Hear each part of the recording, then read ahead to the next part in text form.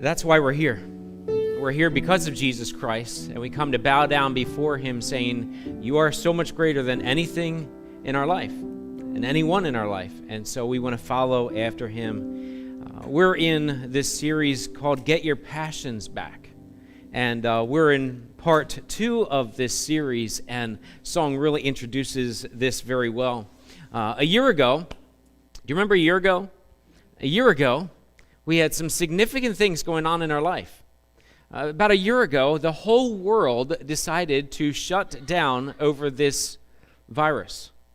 And I thought in my mind, this is nuts.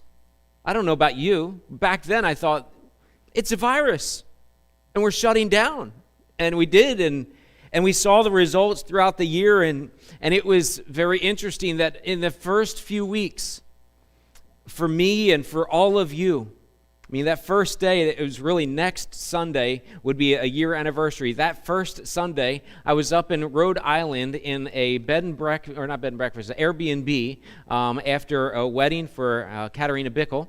And so that Saturday night, we knew we had to shut down, and so I had to actually come up with and preach a message from there through Andrew, and it was that 20 or 12-hour period was interesting. And we got it going, and I sent the video to him because I had a video, and then sent it to him because we didn't have everything set up. Sent it to him, and he's here pulling out his hair. His head's exploding as last minute, and that's all we could do was last minute. And some of you are jumping on and downloading and watching the message while it's downloading into the, it was a lot of fun. And but man, praise God, it worked out. And we already had things set up to be able to be online. And what happened then was we went into this thing that we really didn't understand at that point in time. But we went into this season where we thought it would be a couple of weeks of isolation. Like, we just want to flatten the curve. Just give me 2 weeks and we'll flatten the curve. And then 2 weeks became 2 months, which became, it was a year. And we're not back to normal, right? But and I'm not criticizing. Please don't take any of my statements as critical. I'm just taking it as, this is our experience. We just went into this, and we didn't know what the end result would be, and we're still kind of here. And Ethan, my 11-year-old, said yesterday, I can't wait till COVID's over. And we're all there, aren't we? I just can't wait till COVID's over, and it's affected our lives. But I'm going to say, I believe it's affected us emotionally and spiritually more than we recognize. Or maybe we do recognize it, and you're sitting there saying, yeah, I'm there. Emotionally and spiritually, we just kind of got into this mentality of I don't know, and I'm just sitting down because I'm supposed to be in isolation. I'm protecting myself and my loved ones, and I don't know what to do with this. And that was the beginning part. And maybe through that, and I've had a lot of people talk to me about this, that through that, you're now at this other place saying, I've lost my passion. It's gone. My passion for the Lord, my passion to just get up, it's kind of gone, and I'm not like depressed, but I just don't know what to do, and I'm struggling, and out of that is this series. I want to help you through God's Word, not because I've arrived, not because I'm so great, but through God's Word, I want to help each and every one of us to get our passion back.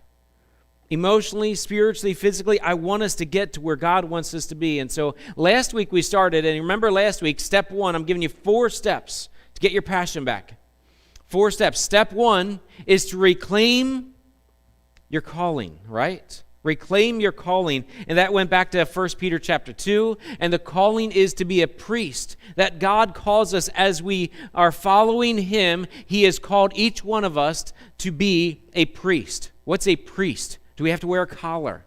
Do we have to wear a special outfit? Well, it's different than it used to be, and Peter doesn't describe it as someone that has to dress up in a distinct way, but it's a priest that you're called to be this one that's different because of what He's doing in you. And here's the distinction. I'm a priest that can commune with God all the time. I get to be with God all the time. And so as I get to be with God all the time, what that looks like is when I'm in my basement, I can be with God.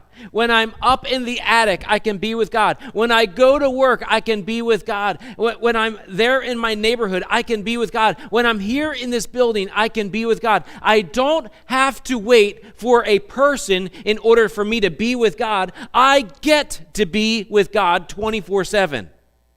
That's significant, because it wasn't always this way. But Peter and others describe in the New Testament how we as followers of Christ, we call this the priesthood of believers, we as followers of Christ are priests by God's calling. So when we blow it, when we make a mistake, when we sin, we don't have to wait to confess to an individual.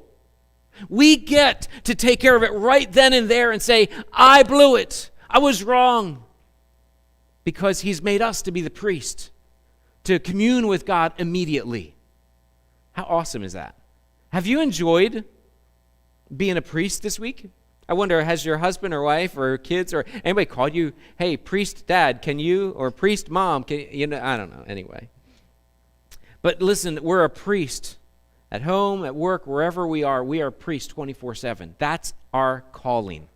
That's our primary calling before God. And so today I want to share part 2 of the series, and this part 2 is an important one. It's called Live a Life Worth Living. Live a life worth living. If you want to get your passion back, it starts with you got to reclaim your calling, and then secondly, live a life worth living, okay? Now there's a lot of different perspectives on how to live a life worth living. I want to give you God's perspective. I want to give you God's perspective, because God gives us an outline as to how to live a life worth living. And it starts with reclaiming my calling as priest and then discovering how to live that out. Okay, so essentially we're saying, because I'm a priest, this is how life should look. This is how I live that out practically. And so today I want to describe that. 1 Peter chapter 4 is the text that we're going to be in. Just 4 verses here in 1 Peter chapter 4, verse 7. So last week we looked at 1 Peter chapter 2, and then in the middle of that is a whole section on suffering and a whole section on relationships. And so we come to the kind of the 2/3 point of it, and Peter breaks out of that and talks about this, and then he comes back and talks about suffering again. So tucked in between a whole section on suffering and relationships is this text. And so, I've already described the suffering aspect in a couple weeks ago, so I want to come back, and this is why I'm doing it in this way. I see it laid out in a way that I just think we can hit this and then hit this and keep on moving. So chapter 4, verse 7 says, the end of all things is at hand. The end of all things is at hand. What does that mean?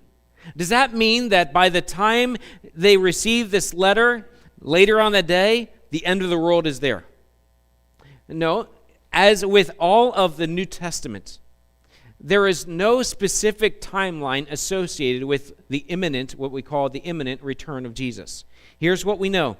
We know that Jesus left, Acts chapter 1. Jesus rose from the dead. Jesus ascended to heaven in front of the disciples. And you remember there, Acts chapter 1, the angels came and said, yo guys, what are you standing here for? You got a mission to accomplish. Let's get to work here.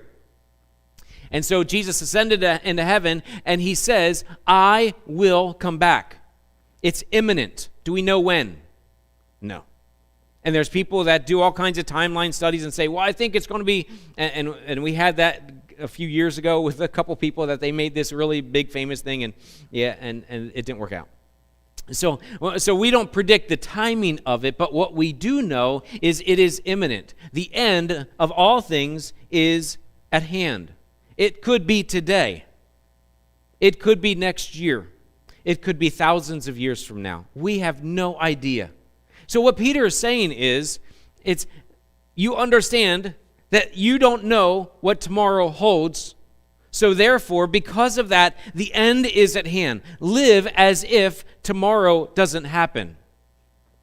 It reminds me of Ecclesiastes chapter 7, where it says it's better to go to the house of mourning than the house of feasting, because those that are living will lay it to heart. It's that when you go to the house of mourning, you begin to think, hey, that could be me. So what am I doing with my life today? So notice as we go on, here's what Peter doesn't do. It's important to note what he doesn't do. Peter does not say, the end of all things is near, so just relax, hold on, and just wait for Jesus to come back. Right? He doesn't say that. He doesn't say, just chill, just watch another video or 5 or 10 or whatever. And no, he has something different to say. So verse 7, the end of all things is at hand. Therefore, be self-controlled and sober-minded for the sake of your prayers. Here's step 1, and each of you got a piece of paper when you came in that defines our church, our mission, and then it defines our commitments. Okay, these 4 commitments that we've put together, and this is something we've had for a couple of years now, and so we want to keep talking about this. I gave this to Betty White this morning, and I'm gonna share a little bit of what she shared with me. She said, "Wait, you're going to preach on this again?" And I said, "Yes." Well, you've preached on this like 10 times. I said, "I know. I'll keep preaching on this because it's so important to the life and culture of this church." And if we practice these things at 100%, our church would be filled with so much passion, and you would be as well. It would change everything. And so we all, myself included, need to work at these things. And so I'm not really preaching another message. I'm preaching brand new, fresh stuff, but I'm just using the same points. All right, so number 1, grow.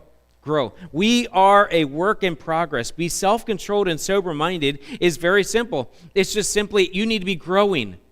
And if I'm going to be self-controlled, if I'm going to be sober-minded, to be sober-minded is I'm thinking clearly about what I'm going through.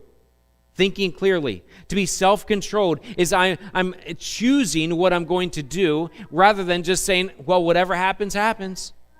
And so I'm self-controlled and sober-minded. Here's how this plays itself out. It's how I talk to people. When I'm self-controlled and sober-minded, and when I'm growing in Christ, when I'm making this choice, I'm a work in progress, and I'm talking with someone, and I want to say, man, you are so stinking annoying. You ever just want to say that to somebody? Okay, I'm the only one. All right. I've wanted to say that to somebody, and you haven't, so you can judge me. But I've wanted to say, man, you're just so annoying. Why are you so annoying like that, right? And now you're like, does he think that about me? Probably. But anyway, and you want to say, you're just so annoying. But here's what a self-controlled, sober-minded person does. You see, a self-controlled, sober-minded person that's a work in progress realizes, I'm probably annoying too. I think we're all a little bit annoying. So instead of living that out and speaking those words of, man, you're just so annoying, I speak kindness. And I recognize their distinctiveness. Wow. How about that? You do like everything to be in order. I want to say, you're so annoying. You're just OCD. What's your problem? Right? But instead, I'm recognizing distinctiveness and saying, you like things to be exactly in order. That's really cool about you. God made you just perfect that way, didn't he? And there's all kinds of other things. Could you see how this works itself out? Self-controlled and sober-minded is to recognize we're all a little bit different instead of being annoyed. And it's to be kind instead of being annoyed with them, appreciating their distinctiveness. How do you do this? You start your day by praying for them. You start your day, maybe you're having struggle with your spouse or struggle with your children or struggle with your parents at home, and maybe that struggle is real. You start your day just by giving thanks. Maybe you can't think of something. Well, don't get up until you think of something. I find that most divorces happen over 10 to 20% of annoyance, but you like 80 to 90% of that person. And what I found in the years of spending time with people and helping them work through marital issues and struggles and this stuff, if I just simply start with, and I'll just tell you how I counsel, and I start with just before you go to bed or before you get up, write down one thing that you're thankful for and praise God. And then write down 2 and write down 3. And I've had several say, yeah, but you don't understand who I'm married to. And I say, I know. But guess what? They're God's child. God loves them. And in Psalm 119, it says that God has more precious thoughts about them than the sand. So I think maybe you can get godly and you can figure out a couple. And that's just truth, and speaking to me and everybody. And so that's where we start. And so self-controlled and sober-minded starts with saying, okay, I'm going to praise God for the people around me instead of being annoyed with them. And then as I speak to them, I'm going to speak kindness and love to them. Okay, self-controlled, sober-minded, how do you spend your money? If I'm not self-controlled, if I'm not sober-minded, I don't really care. Can I afford it? Doesn't matter. I want it. So I go and I buy what I can't afford because I want it really bad to impress the people that really don't like me anyway. And so I'm doing these things. I buy a really, really nice truck. Can't afford it, but I get this awesome truck. And that's not self-controlled, sober-minded. But as I grow, I'm a work in progress. That's what I used to do. And now when I'm tempted with that shiny new thing that I want to get, now instead of saying, I want that so bad, I'm just going to do it because I feel like it and I've wanted it for a long time. Now I stop and say, okay, Lord, in my being self-controlled and sober-minded because I'm a priest and I get to commune with you, Lord, what would you have me to do with my paycheck today, this week, this month? How would you like me to spend it? So I'm making an intentional plan with my paycheck. They call that, and it's a terrible B word, budget, right? I know, and some of you are like, I don't do budget. And don't be afraid. All you're doing is making a plan. That's all it is. It's not saying I can't. It's saying I can. I can spend my money like X. And so you make a plan, and you stick to the plan instead of doing whatever you want, whatever feels good for the moment, because as you figure out in life, you do whatever feels good. You got to pay for that thing that felt good yesterday, and that doesn't feel good in the future, and you try to substitute that for something else to make you feel good again. It's a bad cycle you get into. Be self-controlled and sober-minded. It affects how our money goes, and it affects how I spend my time. So it's not just about a money thing. It's about our time, too. How do you spend your time? Be self-controlled and sober-minded. And sometimes to not be self-controlled, not be sober-minded, I want to live in vacation mode. Know what that looks like? Here's what that looks like today. It looks like I take my cell phone out, and I open it up, and I go to, you know how Facebook has these video things that you can watch all day long? And I scroll from one to the next to the next. You don't ever do that, okay? Teens and young people, you do it's TikTok, and then there's another one. What's it called?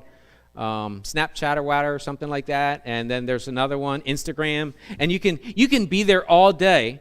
Okay, this affects all generations, or maybe it's on YouTube, or maybe it's on your television or whatever, and you're just like, it just be a couple more minutes, and you go into vacation mode. I got nothing to do all day long. That's not self-controlled and sober-minded. You might plan to do that for like a minute or 5 or 15, whatever it might be, but at some point we need to shut this off, put it away, and if you can't control it, and you're not able to be self-controlled, it's, Lord, I know this is not redeeming the time. This is not the way to spend my day. I can't raise good kids if I'm on here all day. I can't have a great relationship if I'm on here all day, and I'm going to get fired if I get on here all day, right? Self-controlled and sober-minded. So you learn how to spend your time in a right way.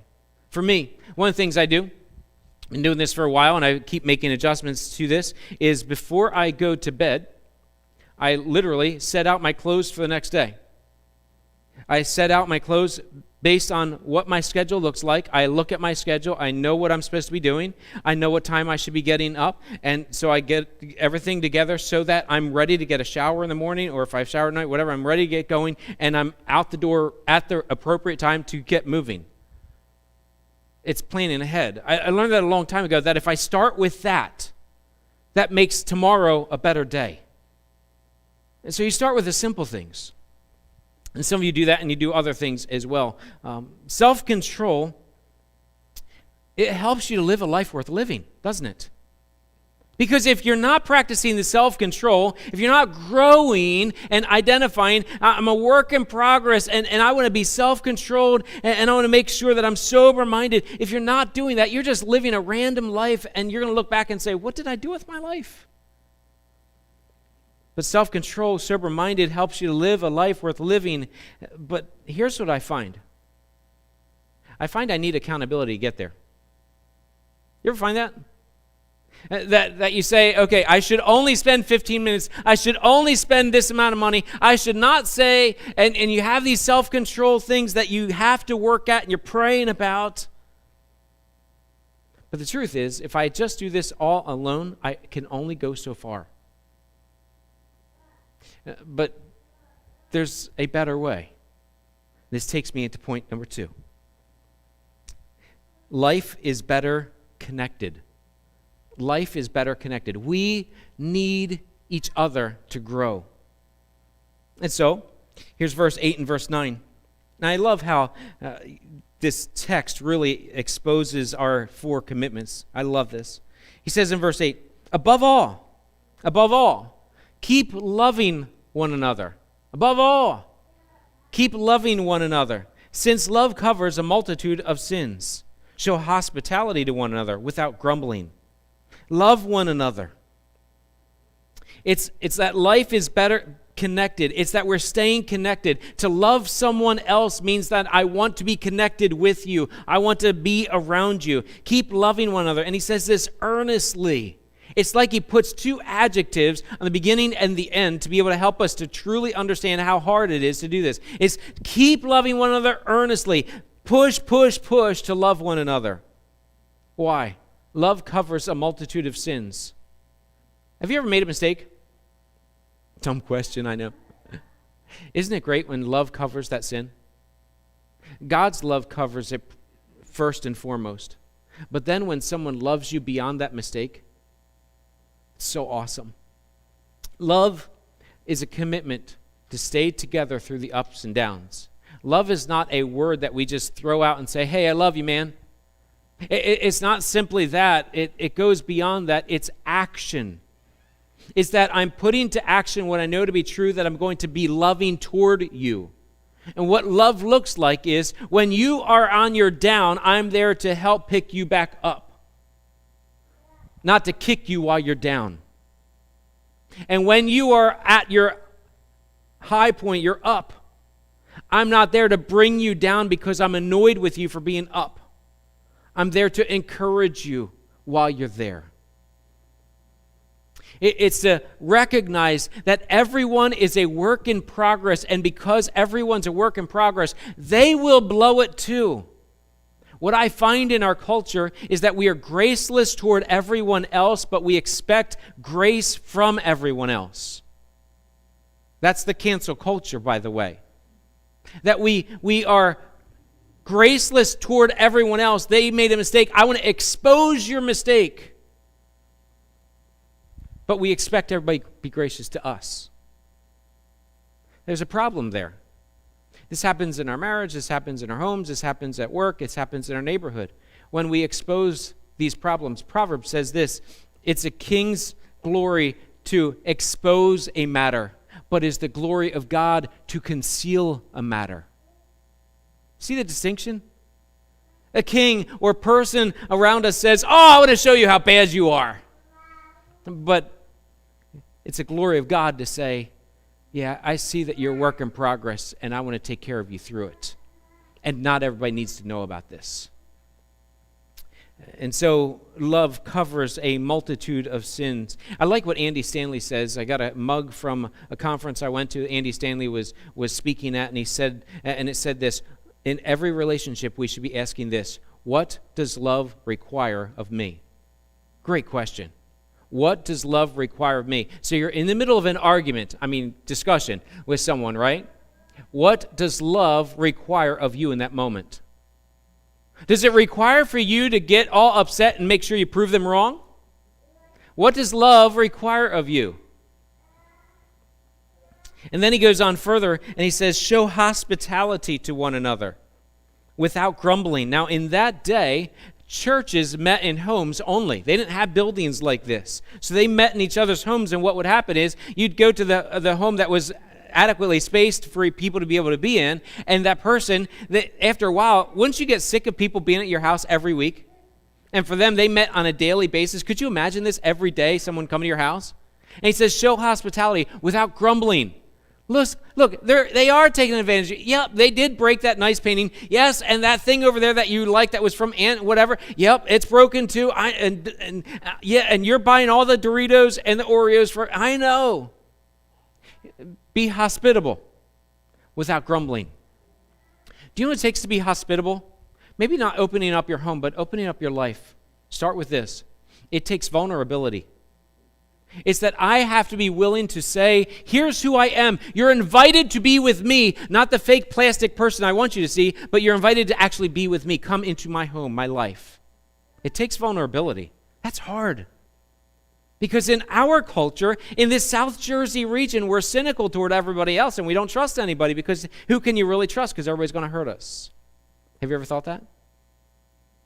And God has a different plan. He says, love one another, because love covers a multitude of sins. Be hospitable with one another without grumbling.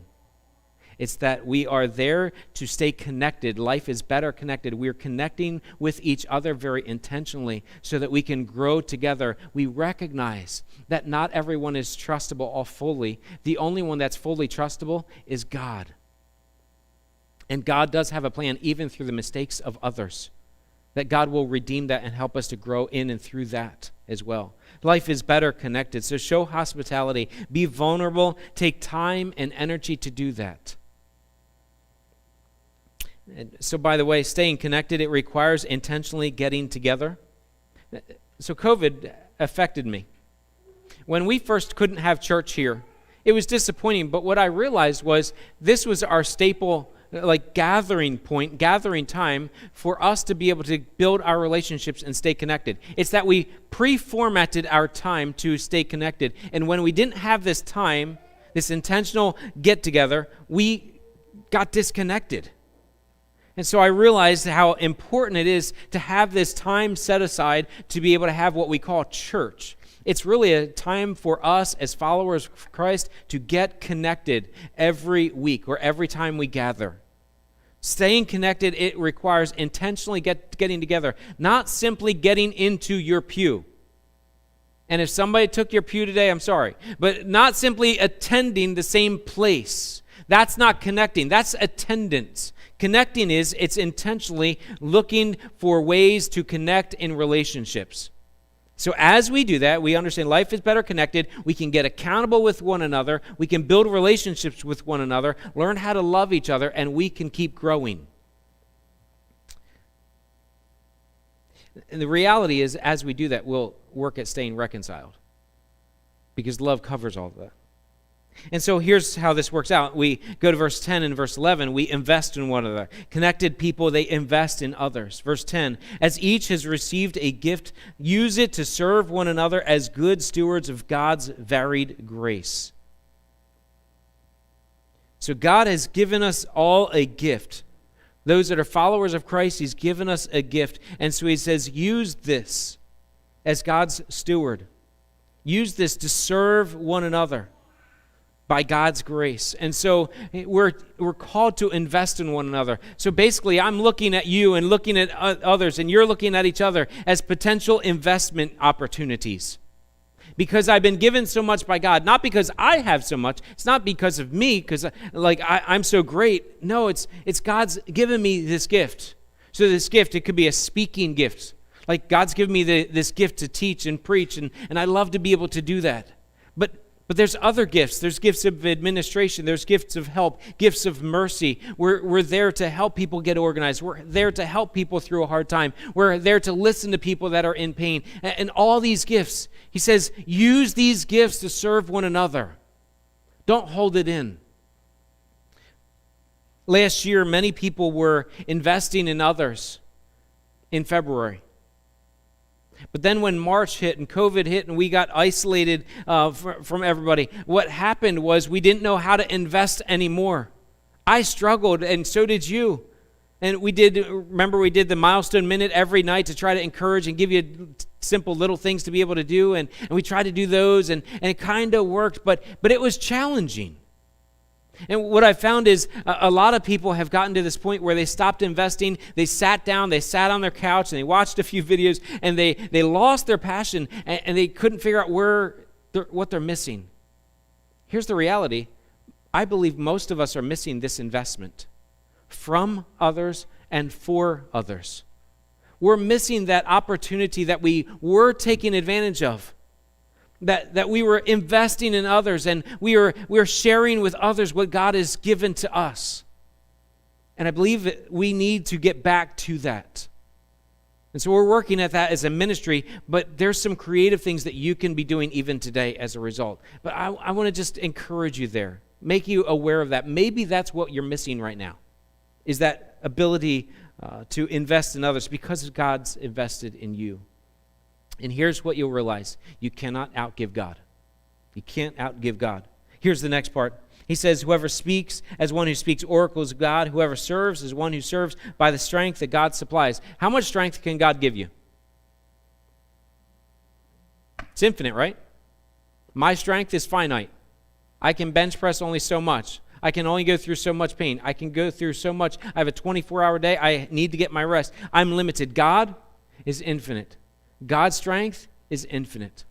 And so we rely on God's strength to get through, and we cannot outgive God. So as we give out what God has given to us, we don't give out saying, I'm not sure if God's going to give me any more. We say, no, God's got this. I can't outgive God. So we don't get irresponsible and reckless. We get responsible and reliant on God. So we say, okay, God, you've given me this to be able to give. We don't give what he hasn't given to us. We give what he has given to us. So important. Every investment that you give to others is really just a simple gift from God. It's a transfer from God to me to you. At the beginning of the year, God was working on me in these things. And God challenged me, and I was working with somebody else. I was challenged to write out some personal, people, and professional goals. And so I have a whole piece of paper that I've worked at to put together personal, people, and professional goals. So I literally have 9 goals, 3 goals in each one of those that I started at the beginning of 2021 with. Because my passion was not where I wanted it to be. And I felt like, man, I'm just kind of disconnected. What's wrong? And I began to pray and work through some of these things. And so I wrote this stuff out to be able to begin to work on a new 2021 and how I could be growing. Because I know I'm a work in progress just like you, right? And I need to be connected just like you. And I need to invest. And I know that God, I can't outgive God. So all of these things apply to me just the same. So I began to write all of these things down. I had 9 goals. And some impacted me personally. Some were for my family. Some were for the church. And some were for ministry overall. Here's what it took.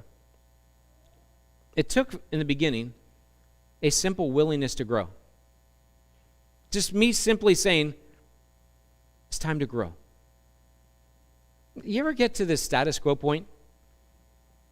We're like, yeah, I guess I could grow a little bit, but I'm kind of finding where I'm at. It's easy to get there, isn't it?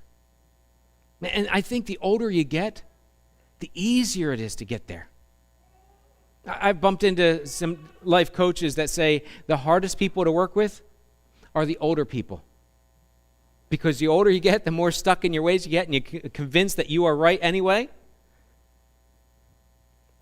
And by God's grace, as we get older, we won't get there. But just the simple desire to grow was the hardest thing to get over. To recognize I needed growth. Yeah, I can say we're a work in progress, but that's for you, not for me, right? And we all say that about somebody else, but not for us. Here's the reality. We're all work in progress. We all need to grow. So that was step 1. But then, here is the harder step. I thought that was the hardest, but the harder step was this. As I looked at that list, and every week and every month, pull out that list, and I'll be working at this list of things. And I'm like, I need to make sure I'm doing this because I know that my passions will grow as I fulfill this life that God really wants me to be living out right now. And so I was working through this list, and here's what I realized. I wasn't hitting all of them. Some of it was pure laziness. So guess what I had to do? I had to phone a few friends. I had to get connected. So I called a couple friends, and I said, hey, listen, I need you to hold me accountable to this. I know I need to grow, and I need you to hold me accountable to this, so I'm going to call you every week. And we're going to talk about this every week. And so different sections, I got different people to help me out with, and so we're working on that throughout the year. Now, I'm hoping at the end of this year, I'll have hit those things and develop those as true disciplines in my life. So that next year, 2022, I'll have a whole list of 9 things to work on from that. Why? Because I want to keep growing. Don't you? I mean, I want to live the best life ever. To live a life that's totally filled with passion because I'm called to be a priest, not one that stands up in front, that's just this position. No, as a follower of Christ, I'm a priest. And I want to live my best life now, and I believe you do too. In order to do that, listen, we'll never get our passions back. It won't happen by scrolling through videos on Facebook or on YouTube or on Snapchat or Instagram. That will not give our passion back. That will just leave us in the couch for too long. We need to reclaim our calling, and we need to live a life that's worth living. So this week, I'm going to give you an assignment. You ready? This week, I would even suggest in the next 24 hours, write down one thing that you know God wants you to grow in. One thing.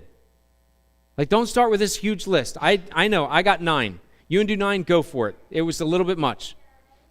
One thing that God wants you to grow in right now.